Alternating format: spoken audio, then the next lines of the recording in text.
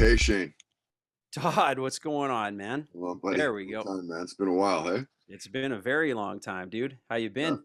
Yeah, been, all things considered, pretty good, I guess. Yeah, yeah, pretty Right? good. Yeah, man.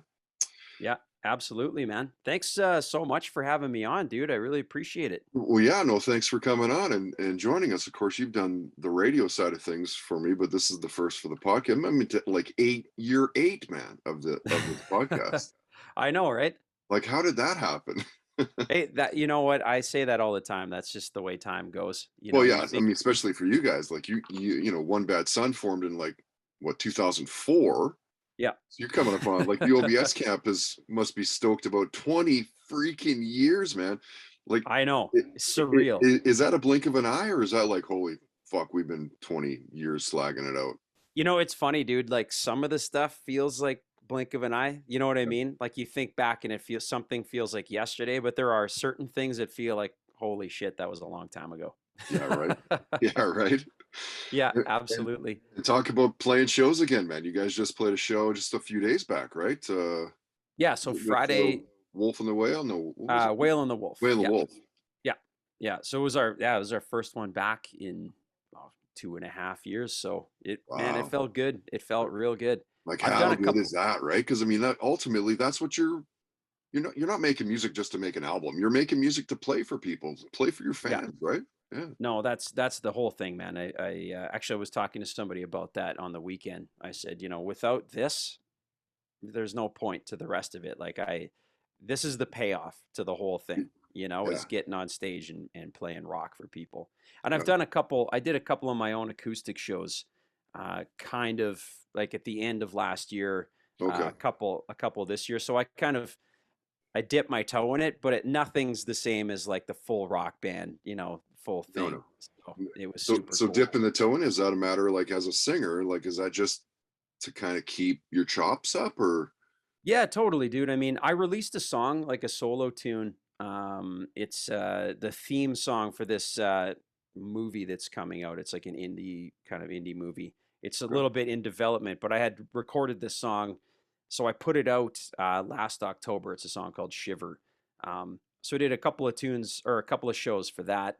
But yeah, it was like a way to just kind of, make sure my voice is feeling right and just to kind of Yeah. to reacclimate, I mean, I've been sitting around drawing comic books for 2 years and I haven't had my ass on stage, so Yeah, I nice. had to reacquaint myself with playing live again for sure. Yeah, and I saw the Tea Party had posted that they're playing a show with you. Is it like August, July, Uh, August yeah, August coming up? 2nd and 3rd, we got a show with them in Edmonton and then one in Calgary. So yeah, Ed? man, we're coming right back with some big stuff, and we have some other things that are unannounced, or just they're still in the working. One show in particular that's I can't quite talk about yet, but it's going to be awesome. So Right. And how crazy were your guys' worlds with COVID and everything? Like, talk about a couple fucking crazy years, man. Like, how did that affect the band? And of course, there's been major changes within the band. yeah, We'll talk about in a sec here, but yeah.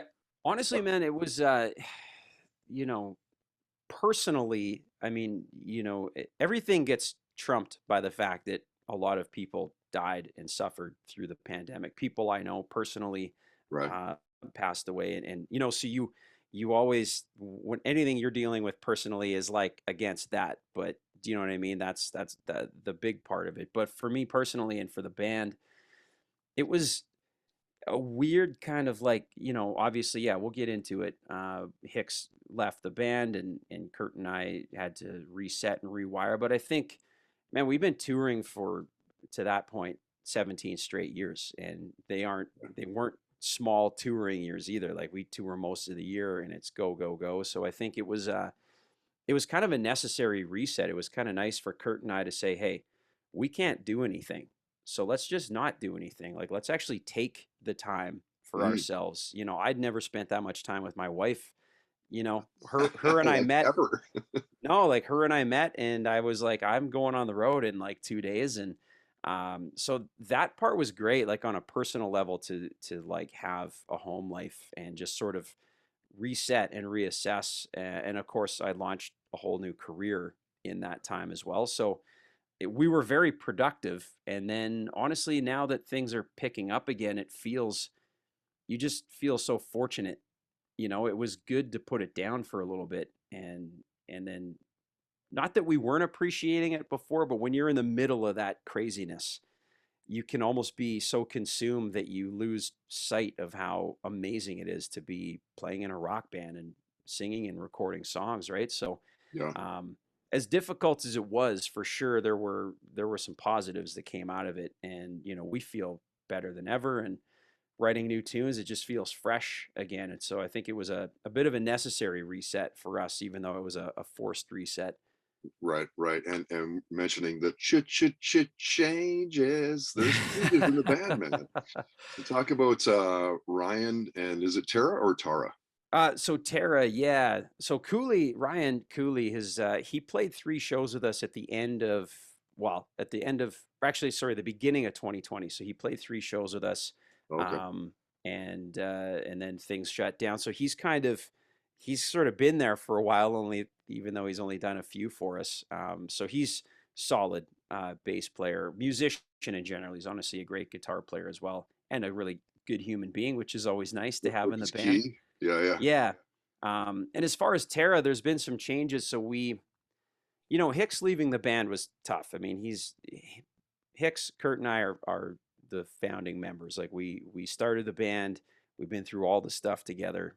So him uh, going on to some other stuff was it's tough in a lot of ways, of course. But like we never wanted to like replace him. Where it's like this is the new person, and like we just were like we just want to kind of be organic with it and not, you know, what's the right way to put it? Like, not in this way, like where we're going to just like forget about him. Here's the new people. Like, we're just like, hey, this is the new version of OBS, whatever that's going to be. You're going to get new songs. And so, um, yeah, Tara's been awesome. Like, we wrote 2 really cool songs with her.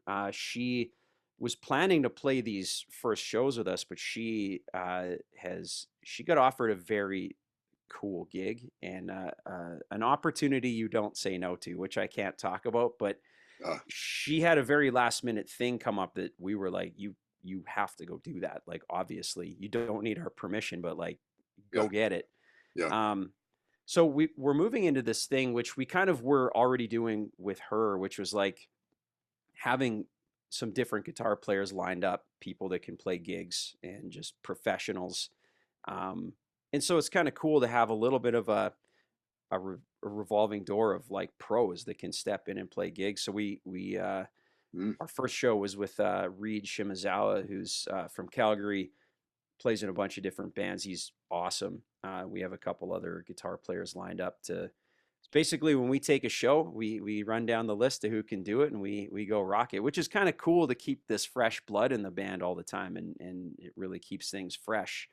Um, so that's kind of where we're at. And yeah, like writing with Tara was awesome. She ironically lives 4 minutes away from me. We didn't know where she lived. oh, We thought she lived in like Toronto or something, and turns out she lives right down the street from me. So it was cool to just jump over and write some songs with her. So yeah, again, man, it adds to kind of this new freshness in the band with like, you know, new people and, just a new feeling. And of course, coming out of COVID, there's just a feeling of rebirth in general. So yeah, yeah. everything that's been happening has been real good for us. So Yeah, it must be cool to, to go to another riff center. 100, dude, 100%. Absolutely. And I write a lot of riffs and stuff, but and Hicks obviously wrote a lot of riffs, and, Kurt writes music and stuff as well. But it is cool to have different people that approach the guitar in a different way. Yeah, And, yeah, and even as far as having some different players come and play, like it's cool to hear how she would play a song, how someone like Reed will play some of our old tunes. It's cool to see how they interpret things that we've been playing for, like you said, almost 20 years. yeah. It's another Great. thing that, yeah, it adds some kind of freshness where you're like, oh yeah, okay, like that's a little different, but I dig it, you Yeah, know? yeah. Cool, cool. I'm curious. Let's go back to where you're not in bands and you're just growing up as a kid. Like, what are your parents playing around the house? You know, It's funny, like my history with music is my mom was always big into, she loves like the Stones. She loves the Stones. She loved the Beatles and bands like that. So my mom's always been a rock and roller. My dad was he's very eclectic in his taste. I remember it was a lot of like Paul Simon, and he liked he's a big Enya fan, and Wow. Okay. yeah, so I kind of got it from all sides. Uh, and then when I was a kid, like my brothers were just big rock guys. My oldest brother was big into metal, Right. and I grew up on the farm in the 90s, right? Like the 80s and 90s. So it's not like I had a large variety of music for me to choose from. So it was like I got hand-me-downs from my bros, whatever they were listening to, Yeah. Yeah. so I got into metal and stuff kind of at an early age. And then to be honest, for me, like I get a big education kind of through Kurt. Like he's a huge music guy. Mhm. Um, and in my later teen years and into my 20s, like it was late discovering like, Zeppelin, and getting an appreciation for bands like the Beatles, and Mm. because you would hear it, but it wasn't what was being played. Like my friends weren't listening to that stuff. Right. I had one friend in school that listened to like Metallica and AC/DC with me, and no one else was into it. So you weren't really discovering things. So that all kind of happened to me. Yeah, more in my like 20s, I started to get a bigger appreciation for what was out there. And, Okay. Okay. because like Well, personally, I was always a big Soundgarden AIC guy. Like that was when that stuff hit, oh and yeah. I was around 13, 14, it was like, okay, this is the stuff, you This know? is my music. Yeah. Yeah, Yeah. 100%. And what was the first concert that you went to?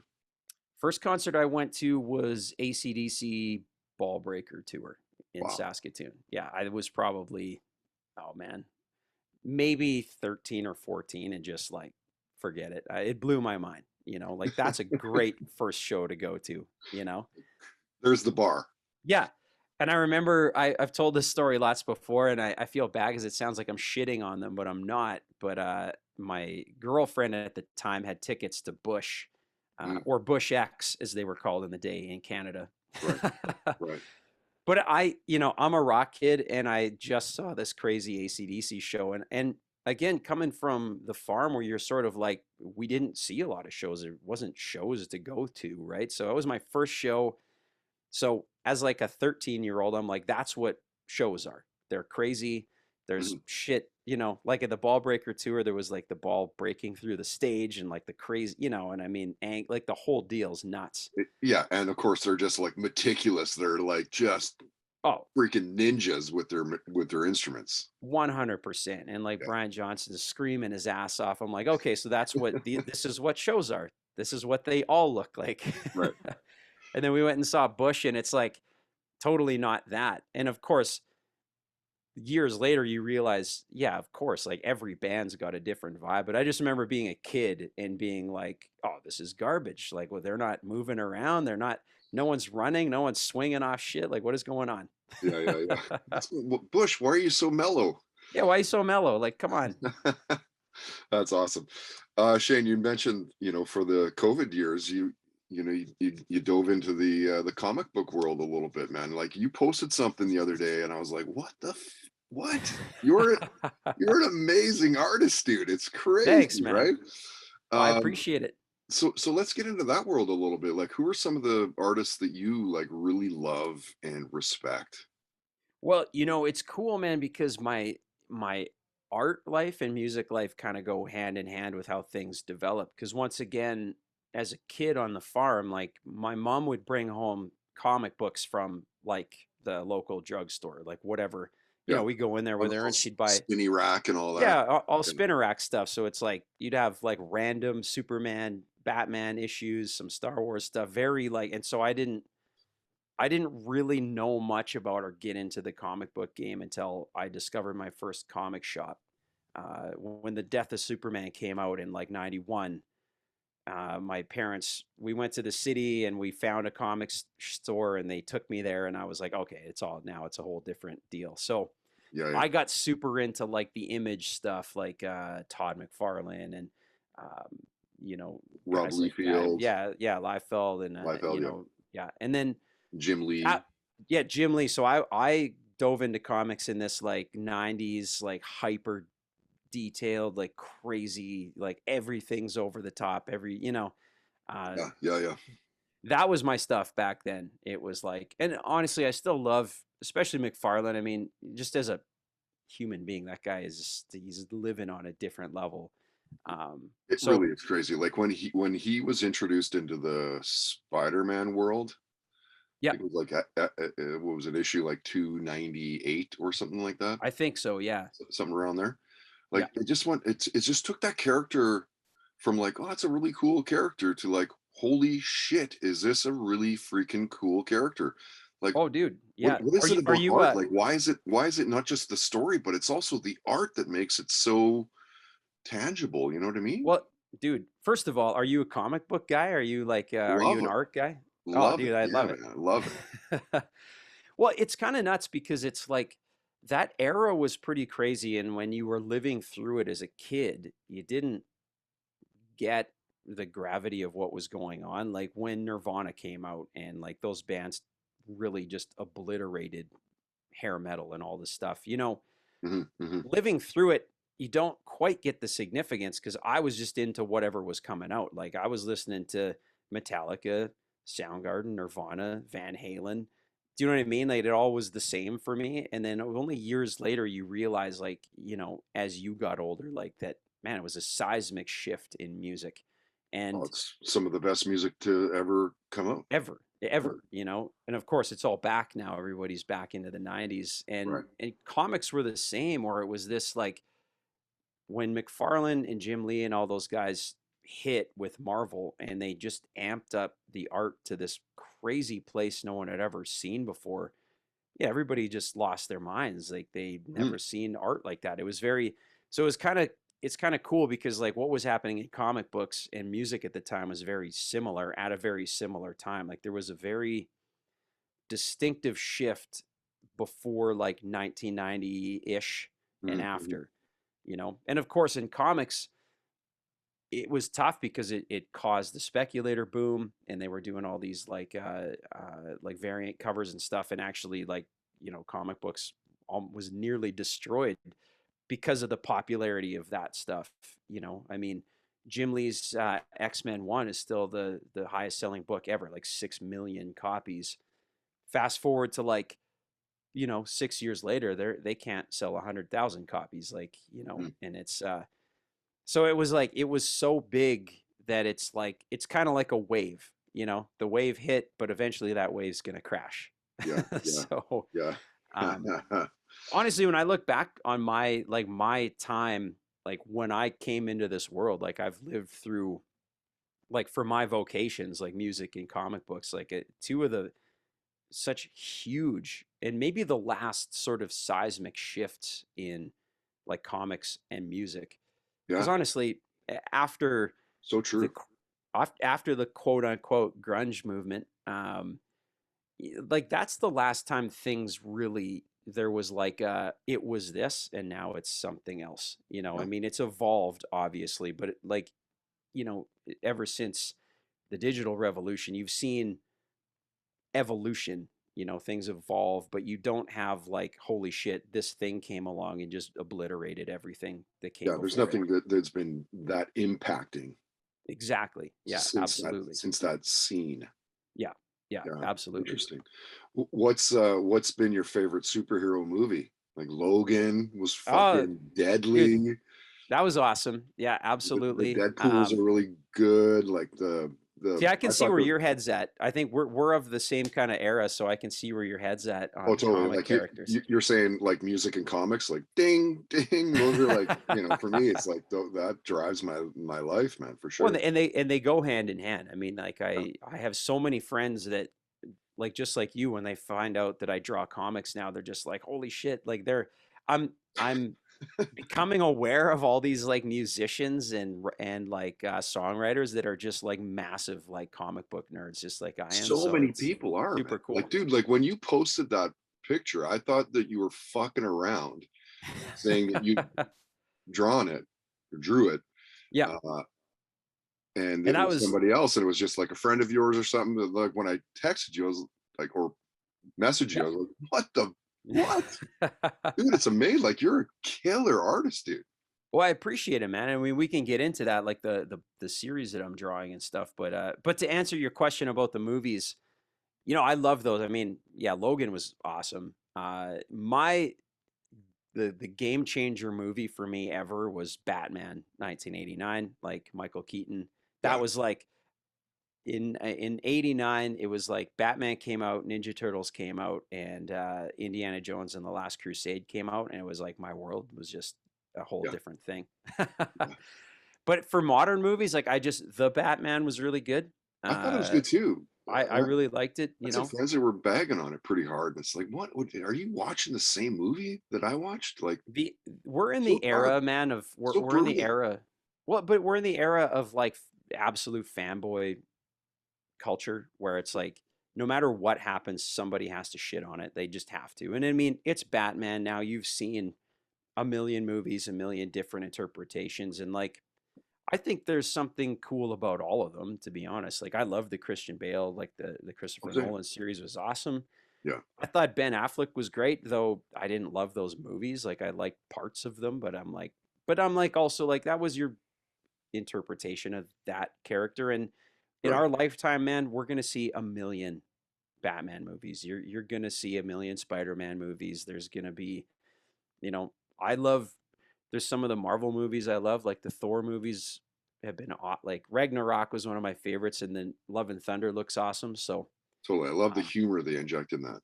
yeah, because they finally got it. It's like not every character can be dark, and Thor's a bit of a ridiculous character, so it's like just be out there with it. Like Yeah. and I think that's why Marvel's had such a huge impact is they embraced the fact that like one movie can be more dark and serious, one movie can be a comedy, and they can all live in one universe, and that's why they're so popular. Like Hmm. um, Hmm.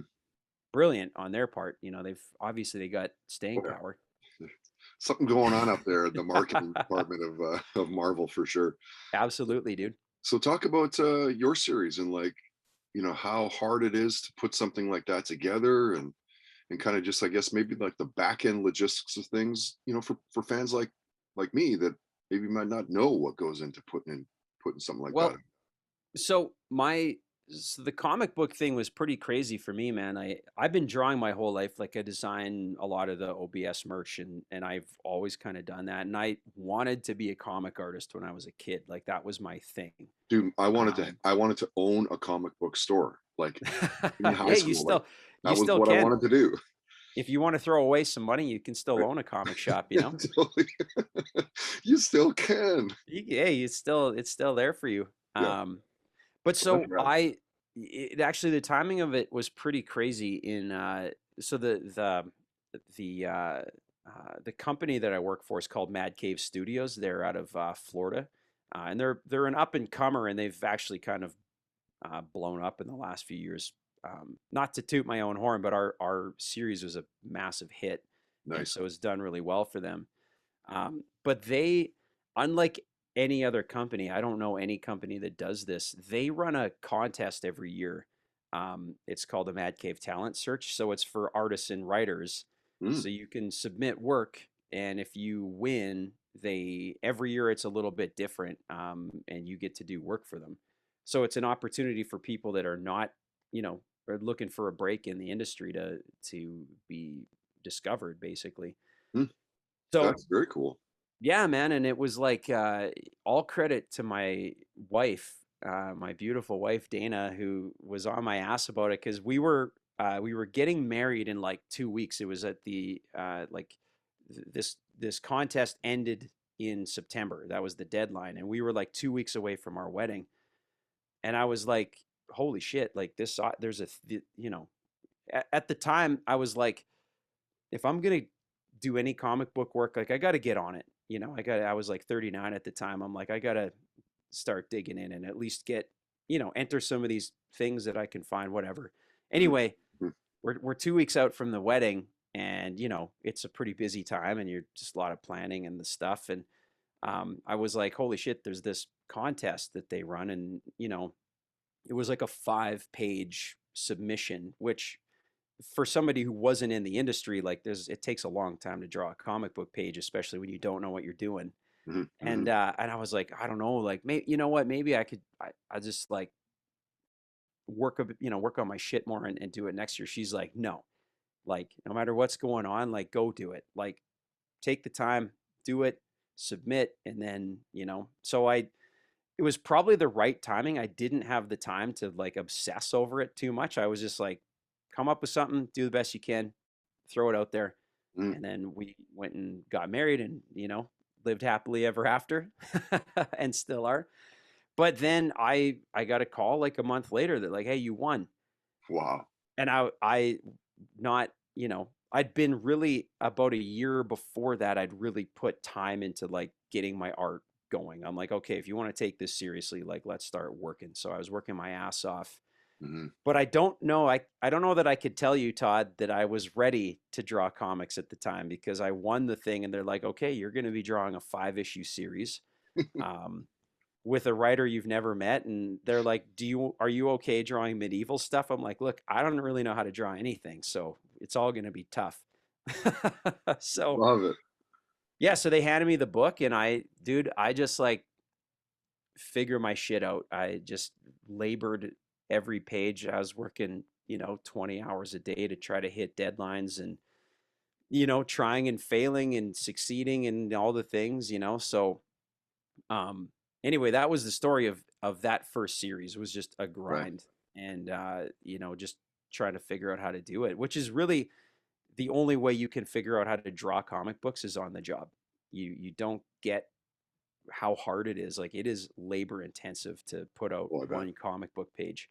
And Yeah. so I'll just give you, I could sit here and just like eat up like hours of your time.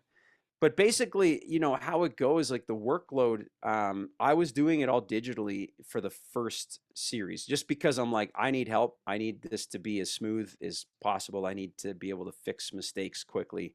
Yep. Now I'm kind of half and half. I lay out and do pencils digitally, and then I do all my inking, just old school on 11 by 17 paper. Yep. So basically, like I get a script. It looks like a movie script. It's like, this person does this, they say that.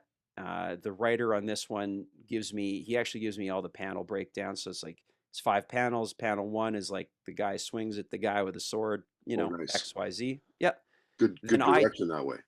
yes, but then I have to take that and interpret it onto the paper. And you're Yeah. like, okay, that took you 2 seconds to write. It's going to take me 6 hours to draw, you know? Totally. And then so I take it and do a layout. I lay a page out. I send it off to my editor and to the writer, and they are like, "Yeah, that looks great." Or they give me some feedback on, and then once they say you're good to go, and then I get to work. And yeah, I get my paper. I know on the podcast no one will be able to see any of this shit, but I'll just show you one.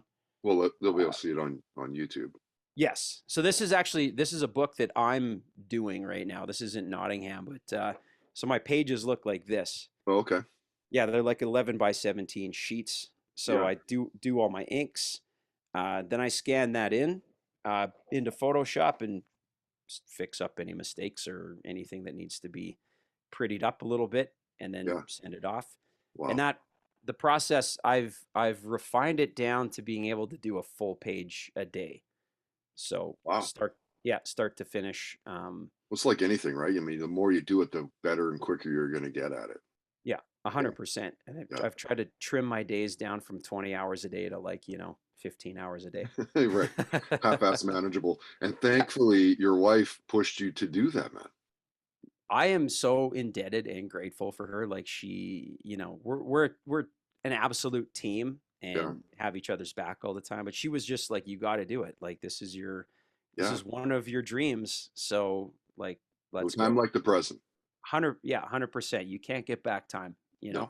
100%. So, um, Right, dude. Let's get outside of music, outside of comics, all everything right. you're known for. What are Okay. you binge watching lately? What am I binge watching? Well, the most recent thing that I watched was Top Gun Maverick. Actually, we went and Oh, saw yeah, yeah, yeah. yesterday. I heard it was Uh, amazing. honestly, dude, it's like it's probably the best movie I've seen in years. Like, on the whole, I mean, it's an action movie. It's what it is, but it's kind of like, I don't know. It was like, i- if you're a fan of that kind of stuff, if you liked the first movie, it was like, it was everything you wanted it to be without just being like fan service. Mm-hmm. It was like Tom Cruise understood that, like, fans want to see what they want to see. Like, it's Top Gun, this is not The Godfather. Like, you're not, it's like, so it was just like the action was crazy, and all the crazy things they're doing in these jets was insane, but the story was awesome. And it was like your hero got to be a hero, and there were all interesting characters and dynamics. I'm like, that was just a great movie. Like, I Yeah. felt for the first time in a while, like, I loved the Batman. I thought it was like a half hour too long. I'm Yeah. like, it was the first time. And honestly, dude, I'm not the kind of guy that's going to just rip apart people's art, and but this was the first movie in a while that I really was like, holy shit, it's over. Like, you know what I mean? Where it was like, it felt like Mm. watching movies when I was a kid, where you're just kind of engrossed. And then, so that was super cool. I Yeah. really dug that. As far Like as series, I don't think I've seen one bad review. no, it was just like, wow, that was great, you Mm. know? Okay. And kind of cool to see that, as you well know, I mean, you're in the entertainment world, dude. Like, people just shit on everything. Like I said, Oh we're yeah. in, like, it's Oh yeah. fanboy time. So it's like, if Star Wars puts something out, well, we don't like this character and we don't like that, and everybody has opinions on everything. So I think this movie at least showed that, like, if the product is actually really good, people get on side. Like, no one's, you know, there was nothing really for people to complain about. It's like, it was just an awesome movie, you Yeah. know? Right. Um, Like you said, but if there was something, people would be all over it. Oh, for sure, and of course, I mean, sadly, we're in the world of, like, internet trolls and everything else, so it's, Oh yeah. which it's just, man, going on Twitter is always just like, you got to be ready for it, and just be ready to tune out 98% of it. But Yeah. yeah, man, no, it was great. Yeah. Uh, I haven't watched like a ton of series lately, to be honest. Hmm. I'll admit, we watched Bridgerton, and I got super into that. I'm a history buff, and um, so we got into Bridgerton, and I was digging Okay. on that. Well, if you're I can get into anything, dude. You yeah, know? pretty much the same for me. If you're a history buff, you should check out a show called Taboo. Oh, It's I've about, heard about that. it's about the It, 1800s, is and that the one with Tom Hardy? Tom Hardy. Yeah, so Yeah. his dad bought the Nootka Sound, which is Okay. a path, the travel route to China, right along the Americas, and it's about that, and each side, the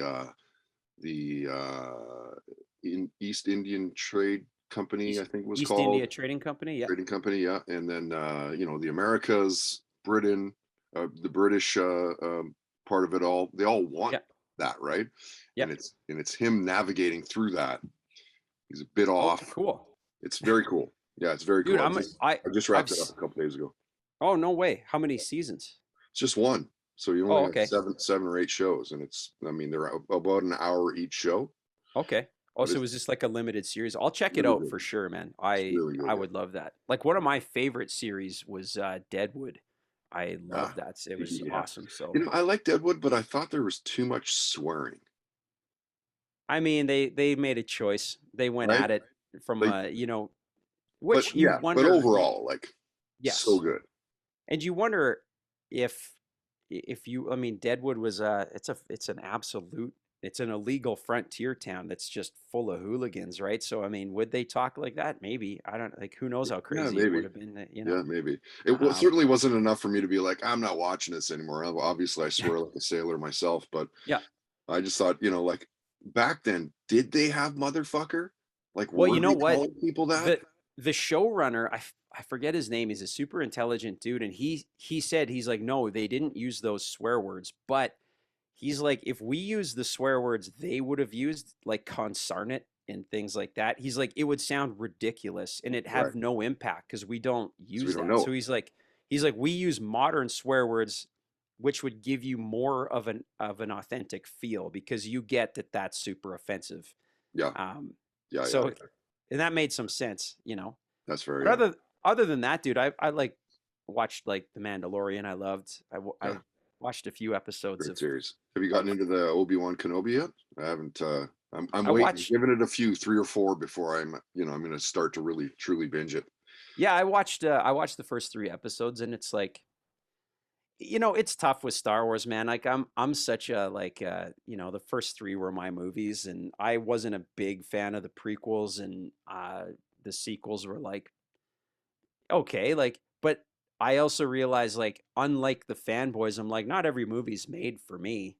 And George Lucas actually said a really smart thing where he's like, every new Star Wars thing, everybody has it in their head already. So anything you make won't live up to their expectation because they've Right. already made the movie.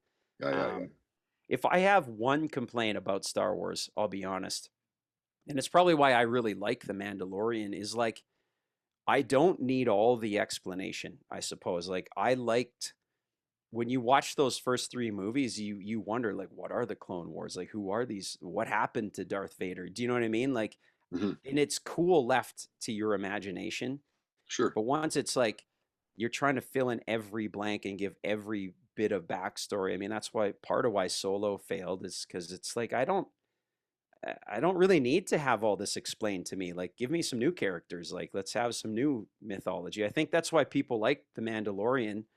They put in like the Luke Skywalker stuff, and they give you a bit of fan service, which is fun. But it's like a new character, some new lore, some Right. new stuff. And I think if anything with Kenobi, I'm like, there's great parts in it, but I'm like, I kind of don't really need to know about this. Like, it's the Okay. also like I know what happens to Obi-Wan Kenobi. Like I Right. don't you can't I'm not worried he's going to die in this series. I'm not worried that True. Vader's going to get defeated. So and that was the problem with Solo too. I think you're like I know this character's story. So there's no what's the danger here Yeah. that I'm, Yeah. anyway, Yeah. that's my super nerd philosophy on it. Back to comics and stuff. I meant to ask you this. Which superpower would you want to have? Man, going back to being a kid, like we'll keep it selfish. If I was like in my real adult human self, if it was like if this was a real choice, I would probably base it on like how could I help people? But let's keep it selfish. My Yeah. selfish superpower would be flight. Like come on, like just to be able to like get up and fly around. Yeah. That's what I wanted when I was a kid. I wanted to be Superman just cuz he could just fly around. Bulletproof, Well, X-ray vision, heat yeah, I mean, vision. if I was to have like a whole array, if I was to have one superhero's powers, it'd be Superman. Because I Yeah. could still be Batman, but I'd be bulletproof. So Right. I always pick Nightcrawler. Teleportation would be so freaking cool, man. wouldn't you be worried about teleporting into a wall though, or Well, no, getting that's the stuck? thing. You'd be able to never have to worry about I that. guess that's I'm true. making That's true. little amendments to the superpower as we go. So if that ever Good. happened and you were stuck in a wall, I'd be like, Todd, did you really? I told you. Like, come on, man. I told you that Right? was gonna I'd be happen. like, no, no, read the amendment. No, read the asterisks. I can't teleport into the wall. That's super interesting, man, because who is it in the X-Men that can move through walls? Is that like Kitty Pryde Oh, or Kitty somebody Pryde. like that? Yeah. I always thought that was kind of neat Yeah, that you same. could just like drift through walls and stuff. Certainly get some banking done in a hurry. Absolutely. Awesome, Shane. Thank you again, man, for coming on and hanging out with us this morning. Oh man, thank you so much for having me. Your band's very easy to find on social media. It's just straight up One Bad Son One on bad son. Yeah. Instagram, Yeah. Facebook, of course, Twitter, the rest of Yep. it. Uh, we're, Absolutely. we're waiting, I guess, for a TikTok. Are you guys going to be doing any of those crazy Well, TikTok you know what? dances? I'm going to talk to Kurt because we should get into the TikTok game, but I feel like if you're going to do something, you got to do it right, you know? Mhm. So now that we're firing back up and we're going to have more video and stuff, there's more reason probably to do it. So I'll chat to KD and see if we get in the TikTok game. And as far as my stuff, you can find me at, ShaneConneryVolk.com. And like, yeah, all of my social media is Shane Connery Volk, Twitter. Yeah, you can find me everywhere. And I do, I'm taking a little bit of a break from it, but every Monday I do a live drawing show called Cool, Midnight Drawer. And Cool. actually, the art that you saw was from the midnight drawer. So I have my every Monday I do these. The one you Wow. saw is in here Wow. somewhere. Um, yeah, so you can check out Shane Connery Volk on YouTube. There's music stuff there and the midnight drawer stuff there as well. If you want Yeah, to see me just yak and draw cool sounds shit. fun, man. Sounds fun. Well, say hi to the rest of the guys, and I guess the girl as well. Absolutely will And do. we'll see you online. And when you come through Vancouver, let's grab a beer and have a little bit of a hang. Todd, I would absolutely love that, man. Thank you so much for this.